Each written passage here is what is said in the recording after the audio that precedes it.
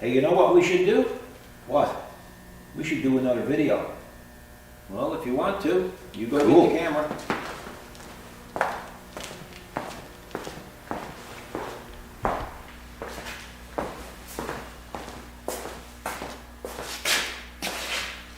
Hello, YouTubers. Well, this is going to be a little bit of a tech tip for the Kubota B series and the BX series, but it could apply to other diesel tractors as well. I would say in the last 12 months, we have gotten probably 4 or 5 calls with people complaining about their tractors are very hard to start, even in the summer. And of course, there's a number of things that can cause that, and it's hard to diagnose that stuff on the phone. We really don't encourage people calling in, asking technical questions. So,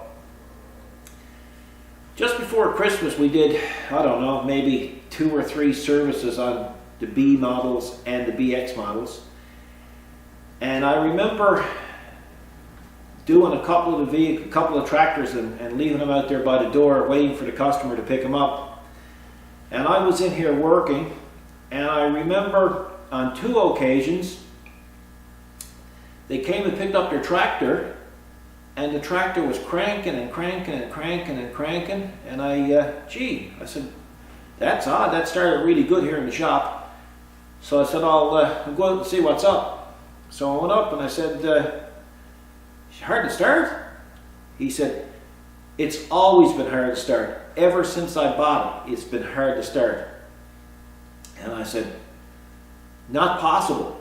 I said, I had it here. I said, as a matter of fact, when you dropped it off, it was 2 or 3 hours later before I got it in, and it started perfect. He said, it's always whined and whined and whined. And I said, well, are you preheating it? And he just looked at me like he didn't understand what I was asking him. And I said, well, are you using the glow plugs? And he still looked at me with this blank face. And this is a guy that had the tractor now for probably 3 years. So I showed him. Turn your key, and then turn it a little bit ahead. You'll see the light come on. And you count, depending on the temperature outside. Usually I count about 20 seconds, maybe 30 on a real cold day. And so I said, just watch. So I hit it for 20 seconds.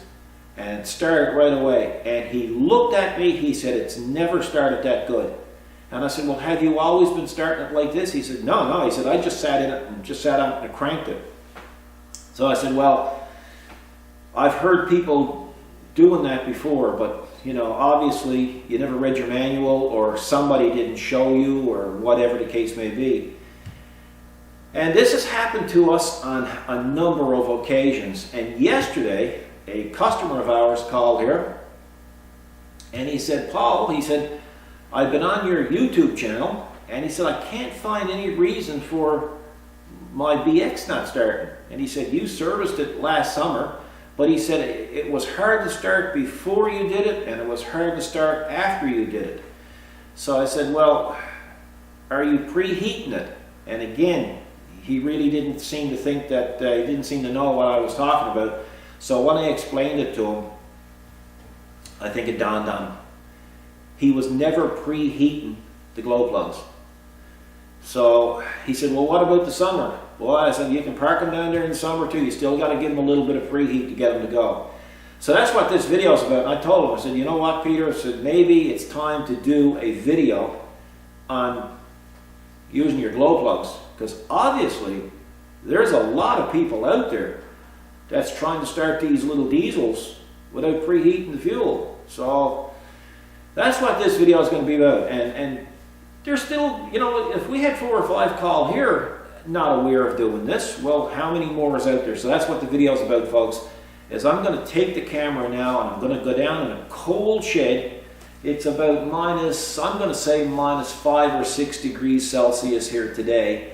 So I'm going to take you down and I'm going to show the folks at home. Obviously, there got to be others out there that's not aware of this. I'm going to show you how to start these tractors. So let's go and have a look. Okay, we're down in the cold shed. There's the little the little bugger, I calls it, little beast. We'll turn off the theft system. Okay, now we will turn on the ignition, and I'll show all the folks back home what we're talking about. When you turn your ignition on to the on position, you should see this light with the coil. Let me see, the little coil in it. Okay, he's going to come on, he's going to go off. That's just a bulb check, okay? Now what we're going to do is we're going to turn the key another little tiny bit. If you look, right there, there's a little coil on that. You turn your key over to that position, and you will see that light come back on. So we're just going to let it heat up a little bit. When I turn the key back, see the light goes off, and turn it on, it comes on again. That clicking, that's the fuel pump, folks. That's normal. You don't hear the fuel pump, she's not going to start anyway. So, we got it on for what, about 15 seconds? Let's have a look.